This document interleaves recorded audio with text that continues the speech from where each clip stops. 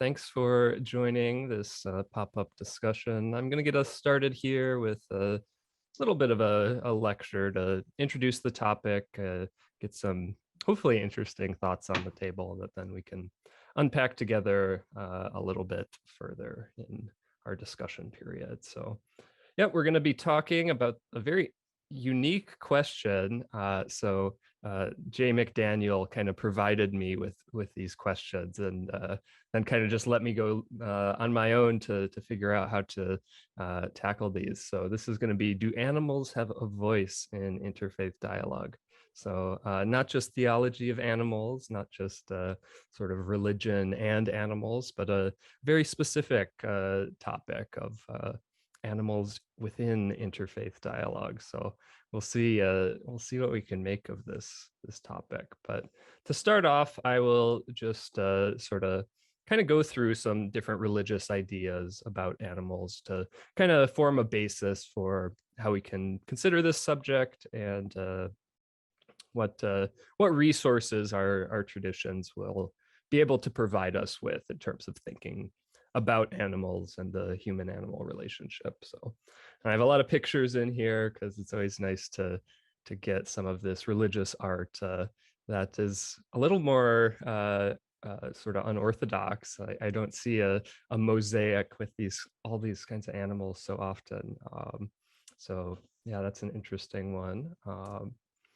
So yeah, starting with Christianity, there's some interesting ideas, especially within the scripture itself, that kind of provide the starting point for considering animals and considering our relationship with them. So of course we have the Genesis narrative, where creation happens, and then Adam and Eve find themselves in the garden, and animal life factors in importantly in even this sort of primordial beginning of the human narrative and of the whole cosmos. So just with that inclusion, I think it says something profound about how important animal life is to this cosmos and to God's creation of things. So, and then coming out of that, and throughout the New Testament narratives, we get this idea of the stewardship of human beings over creation. So kind of an interesting idea. What exactly does stewardship imply? And that is certainly something that Christian theologians and philosophers have been grappling with. But certainly within that, there's a basic notion that there's some kind of responsibility to the natural world and the animals, the other living beings within it.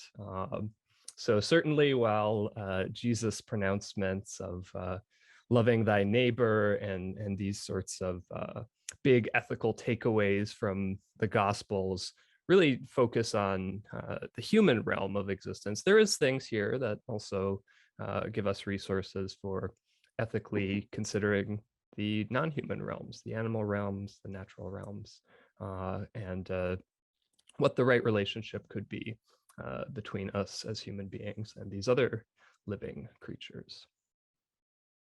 Then, of course, we have someone like Saint Francis of Assisi, who is kind of an exemplar of the Christian ethics of right treatment of animals. He certainly developed very intimate connections with animals and the natural world more broadly. So looking to these sort of saintly figures within our various traditions and how they developed unique relationships with other living creatures, I think can be a really strong source of inspiration that isn't on necessarily such an intellectual level. So things to say about animals. So this is a verse from the Quran that I really love, and the iconography on the right here, we have Prophet Muhammad mounted atop his sort of mythical horse, Barak. So within the Quranic narrative and the broader life of Muhammad, there's this very important event called the night journey, where Muhammad is sort of taken up into into the heavens and gets to meet other prophets and kind of engage with God really directly. And a lot of things end up being revealed religiously through that night journey. And it's interesting that an animal is the vehicle of this, one of the kind of central revelatory episodes within the Islamic narrative. But anyway, the verse I want to bring up here is, "There's not an animal that lives on the earth, nor a being that flies on its wings, but they form communities like you." So here we see that the human being is not necessarily unique in its sociality, in having important relationships with other members of its species group. That this is something, an intentional act of God's creative vision, that even other beings are forming communities and have their own sorts of modes of community. They have their own little societies. Ants have their ant societies. Apes have their ape societies, and there is some kind of community, some kind of sociality within those groups as well. Some other interesting a hadith, which is a saying of the Prophet Muhammad, or a saying attributed to the Prophet Muhammad. This one goes, "Verily, there is heavenly reward for every act of kindness shown to a living animal." So that just goes to show how important ethical activity, ethical behavior in relationships to other living creatures was, even in sort of the dawn of Islam, that these relationships weren't taken lightly. Certainly within the Arabian context, there were a number of animals which the peoples relied on for their really daily sustenance and their livelihood. And treating those animals well is something that the Prophet Muhammad stressed in a number of different ways, but this hadith really shows how crucial this was. Another interesting episode from Islamic history, I'm not sure if this is a hadith or just some story that has passed along, but it's something along the lines of, there was this woman who was a prostitute and obviously had a very sinful past by sort of conventional Abrahamic morality standards. And she's walking along and she sees this sort of starving, dehydrated dog on her path. And she decides to stop and fetch water for this animal who is in this dire situation. And it's said that through that one act of kindness and compassion to this animal, she had all of her sins forgiven, and she entered paradise at the end of her life because of this single gesture of kindness to this animal. And then, similar to Christianity, Islam has often translated. The Arabic is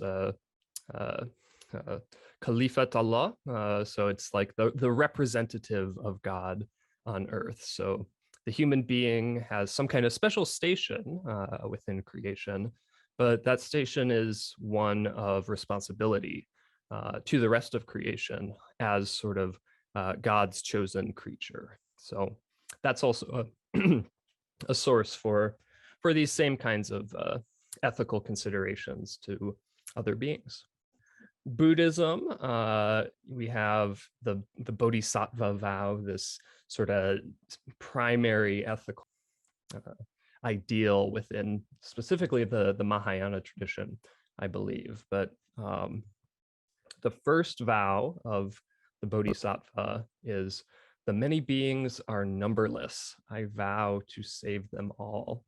And this is often translated as sentient beings rather than just beings itself.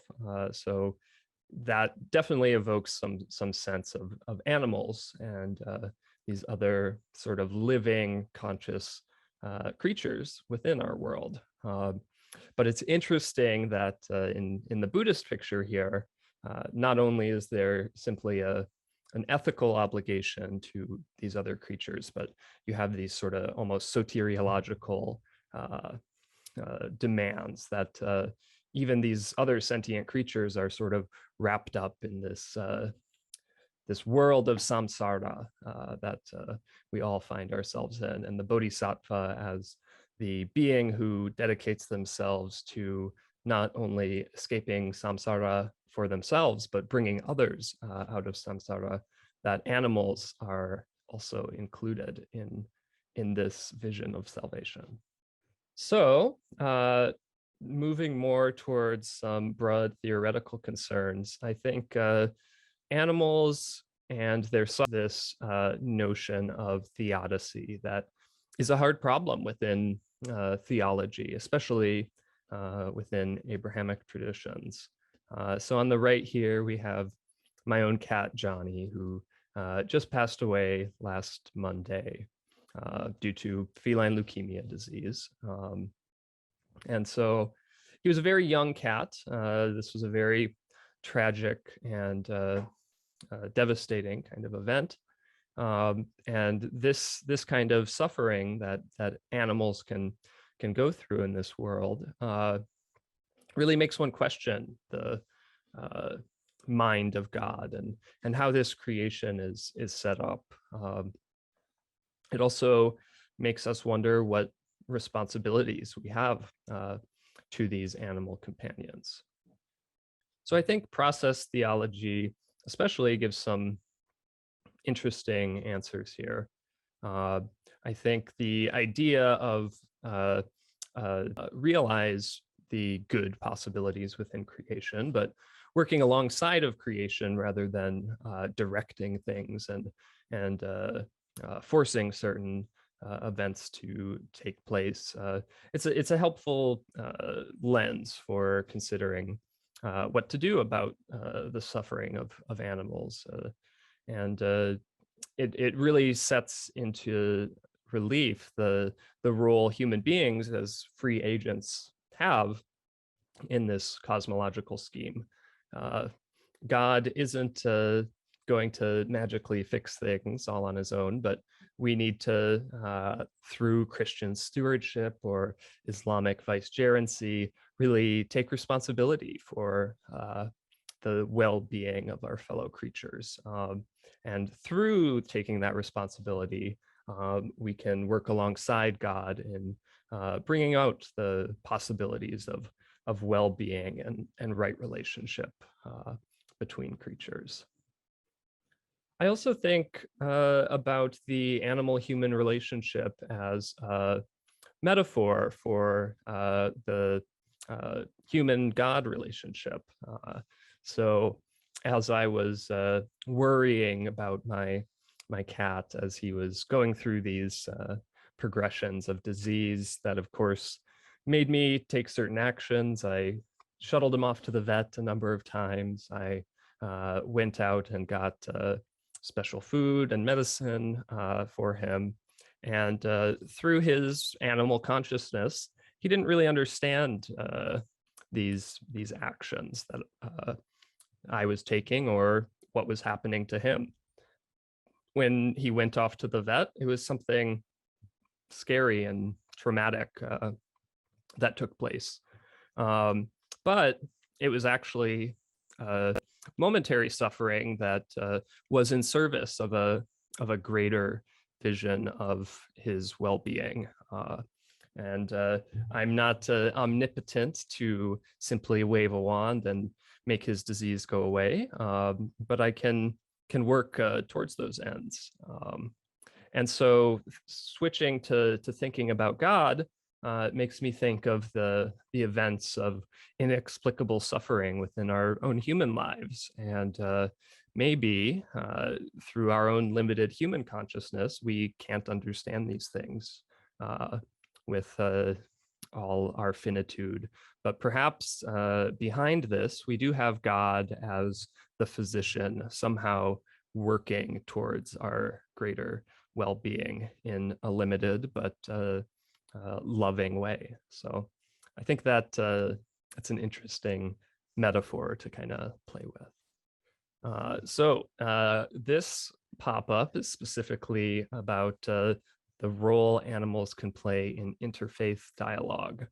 And so what does it mean for an animal to be involved in dialogue? We evoke this idea of listening to animals, but what does it mean to listen to animals when these are creatures who don't participate in language in the same way that human beings do? So what does it mean for animals to have a voice? What does it mean for them to participate in this interfaith dialogue? And consequently, what are our responsibilities to make this possible? So these are some of the big questions I think are raised right off the bat.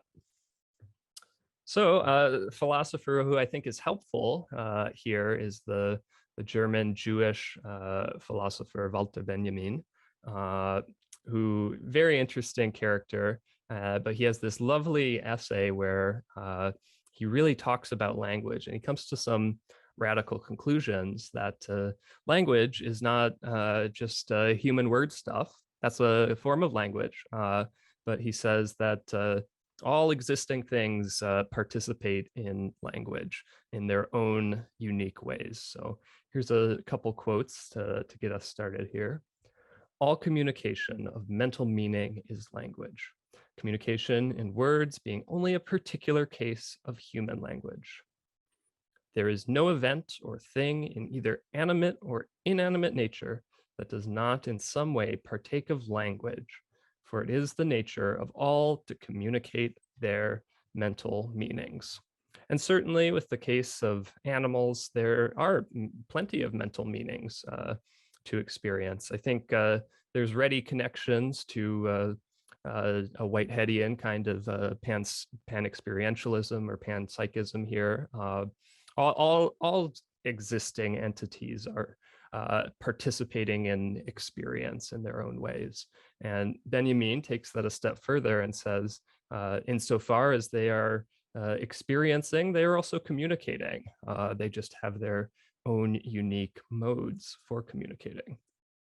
Another quote from Benjamin that takes this a little further. The translation of the language of things into that of man is not only a translation of the mute into the sonic, it is also the translation of the nameless into name, perfect language into a more perfect one, and cannot but add something to it, namely knowledge. So while all things are communicating for Benjamin, they aren't communicating necessarily in a way that we would initially be able to hear, be able to make meaning out of. So what's unique about human beings, and here he himself as a sort of Kabbalistic philosopher is drawing on the Genesis narrative that we started with today. He's looking at this idea of Adam naming the creatures as sort of one of the first tasks of man. So for Benjamin, naming is the essence of human language, as opposed to the language of things, these mute forms of communication that animals or objects are partaking in. So with this unique linguistic facility, human beings have the ability to name things, and from names we are able to allow their communication to come forth. So the important thing about human language is there's this element of knowledge to it. So if we take the language of animals seriously, we are going to be translating from animal language, which is mute and nameless and not necessarily communicating meaning or knowledge, into something that does do those things, that we can make meaning out of, we can use to carry on with these relationships. But of course, translation is an imperfect process, we know. So we must always be careful that our translations from animal language to human language are not viewed as final words or literalistically, but as hopefully useful descriptions and tools and understandings for deepening that relationship between human beings and non-human animals. So here's a quote from the Zen Japanese poet Basho: "From the pine tree, learn of the pine tree, and from the bamboo, learn of the bamboo." So from this very simple poem, I think we can really draw a lot of wisdom. It starts in a real relationship here. To be able to listen to animals, we need to be with animals, and we need to take that relationship as primary. We can't just go off and intellectualize on our own. We need to really take an effort to engage in this kind of deep listening. It's going to be a very meditative, contemplative kind of practice by its very nature. But if we can engage in something like that, then there is a lot to learn from these other beings. So here's some preliminary ideas before I open it up to discussion here about what animals can teach us through interfaith dialogue. So I think a big idea that popped into my head as wrestling with this topic is striking a balance, resisting anthropocentrism, which has certainly been a significant issue within human thinking and then human action in our planet, but also recognizing that the human being has some unique capacities and responsibilities that we ought to be taking advantage of as these free agents in creation, or to use the more theological language, as stewards or vicegerents of the world, as those who have undertaken a bodhisattva vow, these sorts of things. So we don't want to center human beings too much, but we also need to acknowledge that there's something unique that human life has been given that gives us certain responsibilities. I think animals can also be a great vehicle through our relationships with them to see a more theomorphic cosmos. So going back to the Quranic verse that I included, these creatures have been given their own communities. They've been given their own modes of being, and these are intentional on the part of God. These are not merely incidental, but they are somehow reflective of the mind of God, or something along those lines. In the Islamic idiom, you can say that all birds are Muslim, all dogs are Muslim, because they are sort of automatically in their mode of being, sort of reflecting their nature and submitting to their nature that was a God-given nature. Human beings are a little distinct because we have this self-reflective consciousness and can choose between the good and the evil. We have this this knowledge of good and evil, going back to the Genesis narrative, that makes human consciousness a little trickier at times. We're not automatically in our right relationship with God or right relationship with the world. We're not always acting intuitively, and we can't because we are in this frame of good and evil, or this frame of self-reflective consciousness. So spending time with animals, it can be a great way to reconnect with that more intuitive mode of being, with something that is appreciative of the naturalness of so much of creation around us. It's easy to get caught in purely human realms and see all the conflict and all the stickiness of human life.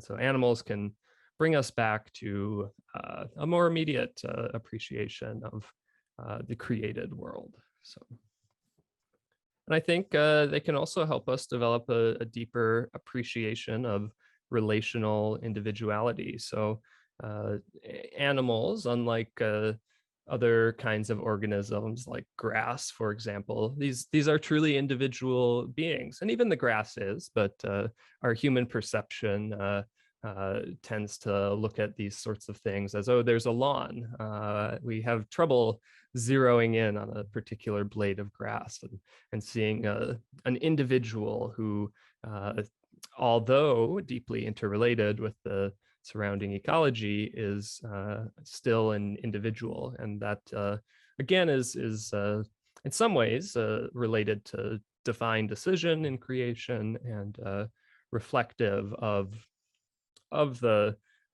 sort of basic desire to individuate within creation. This is not a monolithic blob of stuff, of matter, of being that we find ourselves in, but a series of interconnected, interrelated individuals. And animals do a really nice job of exemplifying that, especially if you have pets of your own. You are able to see their personalities that are unique to their own individuals. Yet they're always relational. You can't have an animal in an ecosystem or even within your own home that is totally self-reliant, self-dependent. An easy sort of way of thinking to fall into as a human being, but our pets are certainly interdependent with us, for them to be fed, to have rich experiences, to be loved. But then animals in the wild certainly have their own niche in their ecosystems and their own societies, as the Quran reminds us, their engagements with species that are different from them and their own communities. So I think that's another aspect of animal life that we could hope to reflect more so through our deep listening with these creatures. And I think there's strong implications for sort of healthy interfaith engagement if we're able to do that. We aren't sort of self-sufficient within our own communities. There are other communities of faith that have been intentionally allowed to flourish by God, who has lured them to certain visions of the good. And our communities have something to gain by being related with these other communities.